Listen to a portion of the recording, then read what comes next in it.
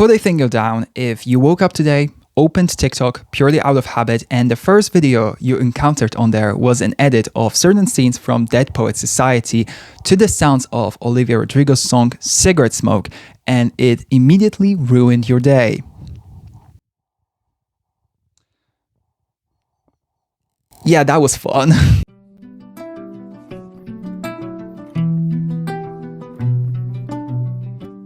Hello, my name is Freyr, I'm your favorite local voice gremlin and a Polish sociology student, and welcome to my little corner of the internet where I discuss all forms of popular media that interest me, whether that's books, TV shows, films, or music. Today I want to talk about something that I've been observing for a while, just like probably most of you have. And that is, of course, edits. Edit culture. TikTok edits. In the past few years alone, they've gained so much importance in the world of pop culture and entertainment, and I think it's time that we talk about it. So for this week's video, I want to have a conversation about edits. I want to talk about where edit culture originates from, but also mostly focus on how it pushes the film and music industries, as well as how it affects fandom activities. And by the end, maybe possibly share a few of my favorite edits that I've ever seen on TikTok. But before I actually get into the yapping, I would quickly like to remind you that you can always subscribe to the channel. It really helps me out a lot. And you can also follow me on all of my other social media, which will be listed in the description box below. So the plan for today is as follows. First, we're going to talk about where edit culture came from and what are its characteristics. Then we're going to talk about it specifically through the lens of the film industry, as well as a little through the lens of the music industry. And finally, we're going to discuss the social impact of it, especially on fandom spaces. So without further ado, let's get into it. I found this very interesting article on The Spartan Shield written by Alex Jones, which kind of showcases the genealogical tree of TikTok edits. It pointed out that they took elements from the predecessors of TikTok, specifically Vine and Musical.ly. Those elements would specifically be the short form content of Vine, as well as the option of putting sound over a video on Musical.ly. The failure of both of these apps eventually led to the birth of TikTok. It was a more fully realized app that actually had what it took to survive the constantly evolving landscape of social media and not be left in the past because of it. Vine and Musical.ly dictated trends in social media for a while, but then they kind of grew old, outdated in a way, whilst TikTok still remains relevant. And one of the reasons for that continued relevance is, of course, edit culture. Obviously, it's important to mention that edits are not just a TikTok thing. They existed way before TikTok was born. They would be uploaded to YouTube, sometimes also Tumblr, and they would get some numbers there. However, it was specifically TikTok edits that kind of revolutionized the art form, I would say. They fully started popping up as a form of an internet art form around the pandemic happening, and that's also when I started seeing them more and more. And that was also obviously the time where TikTok gained a lot of popularity because we are all locked up in our houses and we didn't know what to do with ourselves. Editors would combine scenes from shows or films with music and also additional effects in order to create a short video. A lot of the times it's just these scenes with music, but there are editors that add these honestly cinematic elements. You have the sharp cuts, the floating text, other effects. There's a lot of it actually. For example, there was a very famous heated rivalry edit to Baby No Money's song 1800, where you get this effect of the numbers on Ilias Fit specifically. I was kind of gagged when I first saw that. Or another good example, basically any Project Hail Mary edit. These ones are definitely very important to mention here because the movie itself is already gorgeous, but the way these editors sharpen the scenes, they add even more color. They time them so perfectly. Like, that just proves to me that editing in this specific sense is a genuine skill. I know I couldn't do that. I can barely edit my own videos, and most of it basically comes down to me cutting out all the moments where I forget how to speak suddenly or make too many pauses. I see sometimes when people post that they've worked on an edit for like hours or even days, and there are people in these like comment section being like, "Oh my god, girl, it's not that difficult, like get over yourself." Like, please. If it isn't that hard, then where are the edits made by you? Where are your edits that are getting millions of views? Like, hello? These editors are genuinely so creative, and the things they come up with still surprise me. Part of the reason for that is the range in these edits. Today, I want to focus specifically on the ones that are related to shows and films, but they can obviously center other things, like for example, celebrities. The amount of Taylor Swift and Eras Tour edits I've been seeing recently since she's released I Knew It, I Knew You for the Toy Story movie has been pretty significant. These edits can also be a form of activism or education. For example, I've seen a lot of edits with environmental messages, but also recently there's been this trend of people editing running of the interns. It's basically a tradition that involved interns of news outlets that were running to deliver results of major decisions made by the Supreme Court of the United States. And they were running to deliver these decisions to the press. Specifically, these edits center the interns that were running to deliver the news about the legislations around gay marriage. These edits tend to be made to the sound of Wait For Me from Hadestown, which is my favorite musical of all time. So you know that sometimes they made me very emotional. I mean, especially during Pride Month. And there was that one comment I saw under one of them where it was basically somebody saying one of these interns may have been running with like the news that would change their actual lives. And I was like, that is just like, how are you gonna make me cry on this like Tuesday evening? But see, edits can be a source of entertainment, education, or they can also be thought-provoking. That variety is something that keeps me personally very engaged with them. I never skip an edit. And that is because you never know what sort of spin the editor will put on it. It might be incredibly ridiculous or absolutely heartbreaking. You just never know. Recently, my For You page has been either riddled with edits to the Model Land song by Tyra Banks or edits to certain songs from the new Olivia Rodrigo album. So yeah, I've been having a lot of interesting emotional jumps from, a funny Model Land edit about The Devil Wears Prada to fucking cigarette smoke edits to like the scenes from the Poet Society. I'm still not okay after that. That was so horrible. And I literally woke up. I wasn't lying in that intro. I woke up, opened my phone. I was like, let's see what's going on TikTok. Maybe something fun happened. That was the first fucking thing I saw. Can you imagine? All of this that I just described is called remix culture, which basically encourages the making of derivative works based on already existing material by combining or modifying elements of it. It allows for personal interpretation and also improvements of the work of others. It obviously has limitations, specifically copyright laws around visual musical media are a massive problem here. But that is also part of the reason why edits really pop off on TikTok, because the copyright laws there are way more loose than, for example, here on YouTube. That's also why if I'm gonna be showing you any edits, I'm likely going to have to cut them or mute them because I do not want this video to get copyright striked. The important thing about remix culture that has to be mentioned here is that sometimes it's seen as a way of stealing and profiting off someone else's intellectual property. However, it's also clear that the original creators, the owners, the studios, corporations, what have you, that own the rights to said intellectual property can also profit off of indirect remixes of said property. Edit culture in the context of film specifically is the perfect example of this.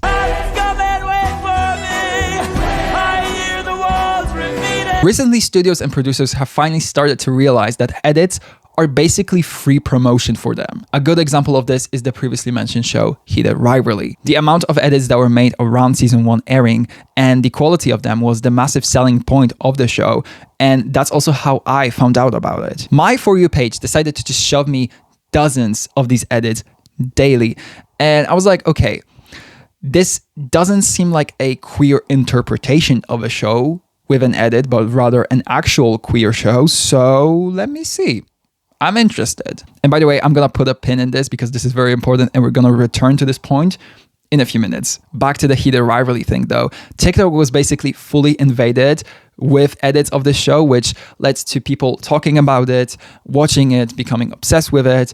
And that very quickly went into the territory of fetishizing gay men, which that was so fun and is sure going to be very fun when season 2 comes around. I cannot wait. But there were also other important things about this example of edit culture, because a TikTok editor named Melly was hired by HBO to work on trailers and promos after a heated rivalry edit done by them went viral. This was a massive story a few months ago. This shows that there are studios and corporations that are willing to work with TikTok editors. It's a group of people with a lot of talent and artistic vision that previously remained untapped. And it's also clear that they can bring to life more original ideas and make the promotional cycles for different pieces of media much more dynamic and more exciting for the fans. I think just in general, hiring people who are active fans of something to promote said thing is a very smart idea. We saw this with, for example, the Hunger Games Sunrise on the Reaping marketing so far, and I'm sure that's only going to continue. There was that entire story about a person on the marketing team for this being a huge fan of the Hunger Games franchise and coming up with all these great ideas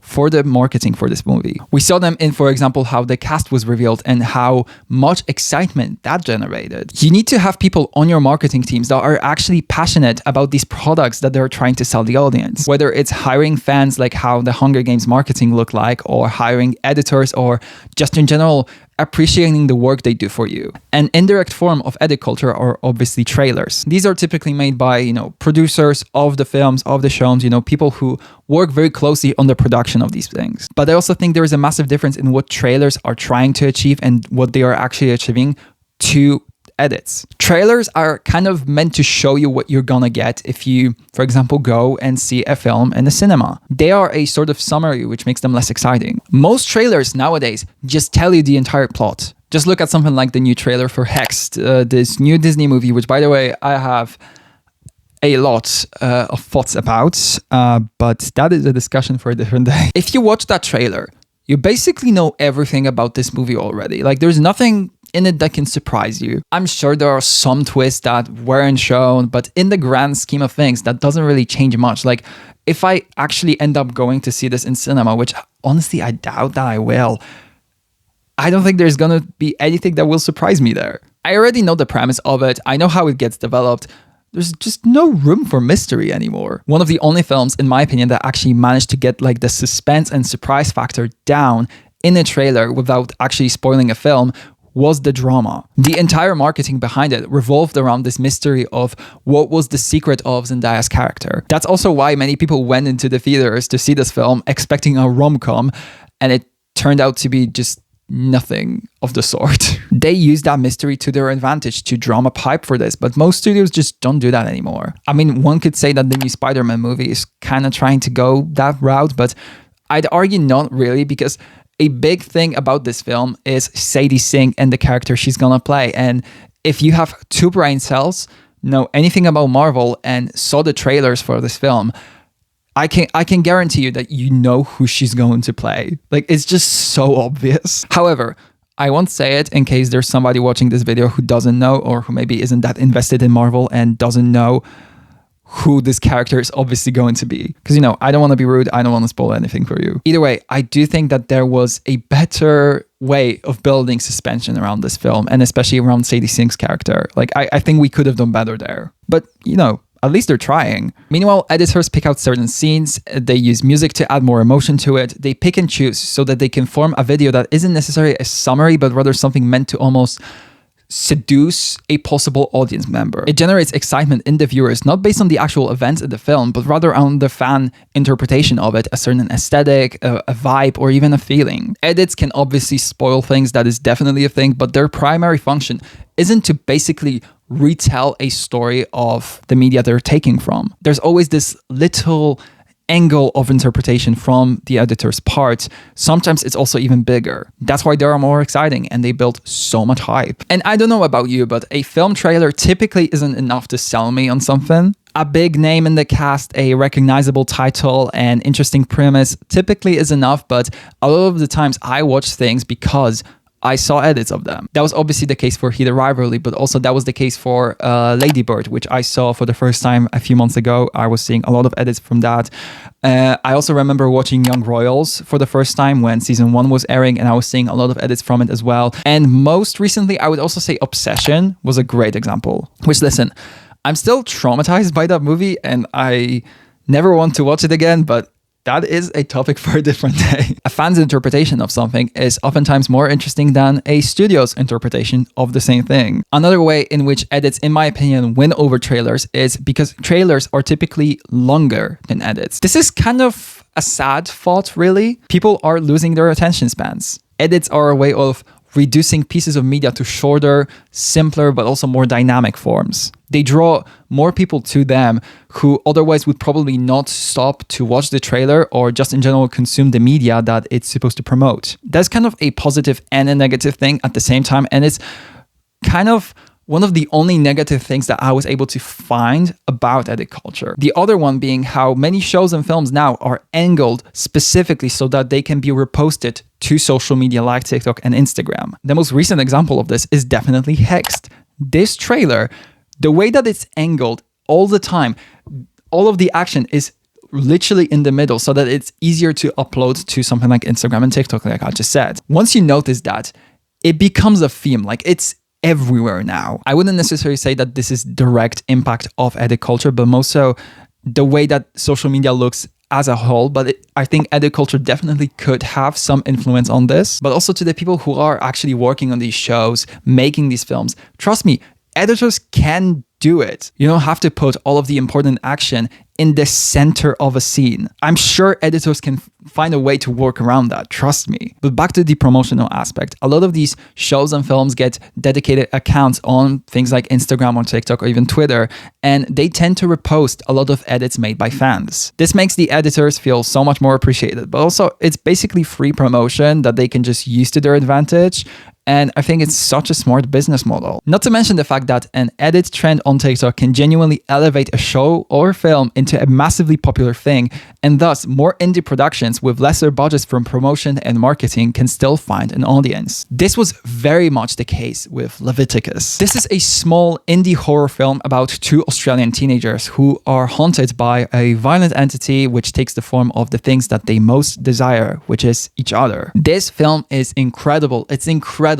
I saw it and I was speechless. Important to mention here, I hate horror films. I don't like them. I love the art of horror, but I never enjoy watching horror films. Like it's just not for me. I don't like being scared. Obsession was already a lot for me to handle. This was also difficult, but I did it for the gays. It's a beautiful, heartbreaking story, basically a metaphor for conversion therapy as well as religious guilt around being queer. If you haven't seen it, genuinely go and find a way. It's so good. It's one of the best films of the year. Back to the edit side of things, the director of this film, Adrian Chiarella, I don't know how to pronounce this name. Sorry to butcher the name if I did. Sorry to this man. He did an incredible job on the film though. Anyway, he released an official Dropbox link full of unreleased raw film footage with dedication to TikTok editors, and he just basically said, go to town with it, go crazy, help us promote this thing. It is such a smart strategy, especially for something like Leviticus. Again, this film did not have a big budget to spend on advertisements, so inviting the internet to promote it is such a smart move. And listen, these edits were fucking incredible. The Leviticus edits are genuinely so good, and also a massive amount of them use Ethel Cain songs, which, I mean, makes total sense, really. Oh, and speaking of songs, these edits sometimes boost streaming numbers for artists. For example, that was the case around Stranger Things ending and Purple Rain by Prince being used in the final episode of it. It's a very emotional song that since has been a staple in TikTok edits. Whatever fandom you're in, I can guarantee you someone has made a TikTok edit in said fandom to this specific song. It went viral. It was absolutely everywhere for weeks. Mind you, that song came out in like 1984, I believe, and it had this massive return. Partially, of course, because of Stranger Things. Stranger Things definitely had a lot of impact on different songs returning after years, like, for example, Kate Bush and Running Up That Hill. But this is also because of how TikTok rediscovered these songs and just went to town on them. A lot of artists or their official fan pages also interact with these edits. For example, I remember Mazzy HQ, which is the official fan page for Maisie Peters, reposting a ton of edits around Fluorescence coming out. I think same was done by Khan HQ, which is the official Noah Khan fan page. I even believe that Taylor Nation kind of did this a few times, although granted, I have not checked that. So yeah, TikTok edits are not just a smart way of promoting films and shows, but also pushing artists and their careers. The amount of good songs and artists I found because of TikTok edits is actually surprisingly big. One of the most recent examples of this for me personally is a song called Stem the Flow by Paris Paloma. I saw it in, I think it was a Sam and Frodo ship edit, which I think Paris actually reposted because I do follow her on TikTok. And that song is so fucking good. That edit was also great. And I understand why she reposted it, but the song, peak. Oh, and speaking about ships, this is actually a very important thing to talk about. Baby boy, honeybee. Because a lot of edits are meant to be interpretations of a piece of media by an editor, a lot of them also feature ships, specifically queer ships. This is a great way of shipping, picking out scenes where you see chemistry, adding a correct song. It works so well. However, TikTok edits can also catfish their viewers. This is seen more generally also outside of just shipping culture. Because of TikTok editors picking and choosing scenes, they can sometimes help to market shows and films that are just kind of bad. This is something that happened to me specifically with the Netflix reboot of Wings called Fate the Wings Saga. This show was horrible. It was dreadful, disrespectful to the source material, horrible on all fronts. And I watched it because I saw a good edit of it and it really encouraged me. It took the best scenes of season 1 and put them in a package that honestly seemed like a lot of fun. And then the show itself ended up being absolute trash and I never want to watch it again. I was sold on a show that was very bad because the edit itself was great. I think a lot of edits can be misleading like that. They can almost make you believe that what they are taking from itself is quality content when that isn't always the case. For example, the amount of Emily in Paris edits I saw in my time on TikTok, like... And the funniest thing is there are probably people who fell for that. So that says everything. Edits do in fact have the power to catfish audiences. This is specifically the case with queer ships or queer coding of relationships in shows or films that is implemented by editors. I don't know about you, but I love me some queer TV. I really do. And there have been several times where I would see edits from a show of two characters of the same sex and I would think that they are in a relationship with each other because the edit would point me to that. And then I would actually watch the show. A good example of this was Merlin. I just talked about it last week in a video about non-canon queer ships, but I don't know if I mentioned there how I found out about Merlin. I kept on seeing Merfolk edits, which obviously are about the Merlin and Arthur ship, and I genuinely believed them for a second. And yeah, that pointed me to watch the show, and we all know what happened later. But ultimately, edits are a way for fans to express their passion towards stories like this. And I don't think it's a bad thing. It's just sometimes misleading. But it's also a way of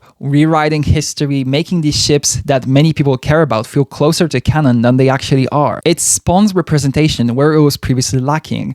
And I more than support that. This all makes it so that fandoms get to grow more. More people find out about these shows or films thanks to these edits, and after a while, they join the fandom, making it grow more. It encourages joining fandom spaces, joining in on the speculations, and sharing our own interpretations of the source material as well. It's just so fun, especially from a perspective of someone who is in a plethora of fandoms. I have a legit TikTok folder in my app that is just titled I like this edit, I'm gonna watch this later. And I genuinely sometimes just look through it to see whether there's something that I would like to watch, I don't know, during the evening or something. It's a fun way of discovering films and shows. I just really like it. But the thing I like the most about the editing community specifically is the interaction between fans. You open TikTok, see a heartbreaking edit, look into the comments, and you get people commenting stuff like delete it or I'm so sorry to hear about your accident tomorrow, but actually, we all keep coming back for more. I like that relationship. TikTok edits bring so many emotions to the table. A good edit will make you feel something, but most importantly, it encourages fandom interactions. People talk in the comments, they repost edits, they send them to each other. It's a modern way of consuming a piece of media together, of talking about it and thinking about it. They bring people together, make them think more about the media that they're consuming, surprise them with the different takes that can appear about said media, and also bring entertainment. I love TikTok edits. I love the community around them. I love the technical side of them. I love how impactful they've been. It's an internet phenomenon that keeps on evolving and keeps on getting more and more important to, for example, the film industry. It's just really satisfying to see the growth in relevance of something you've enjoyed for a while, like I have with edit culture. The importance of it feels like something we shouldn't downplay anymore. I mean, some people still do, but edits kind of are the future of media advertisement. And most importantly, they are a very fun form of advertisement. Although I am sure that if we go far enough, there will be this more commercial, more sterile take on edits done by corporations or studios. I am sure that this is going to happen at some point, but this is something so deeply rooted in fan culture that I find it hard to imagine it being completely overtaken by this corporate wave. It just seems unlikely to me, even though I am sure that there will be attempts. Either way, as long as the fans are at the center of this trend, I think we're gonna be okay. Now, I wanna ask you, what is your perspective on all of this? What do you think about the growth of edit culture and its importance? And most importantly, leave a few links to your favorite edits in the comment section because I wanna see them. I know I'm gonna be leaving mine. And I mean, here they are. Again, I cannot play you these videos in full without getting copyright strikes. So I'm just going to describe you why I like them so much. And if you want to read, you can pause. I will leave the links to them in the description or in the comments. I'll see where. But go and check them out because I really, really like these edits. Go and like them, repost them, unless you already have. Which in that case, go and find more. I don't know.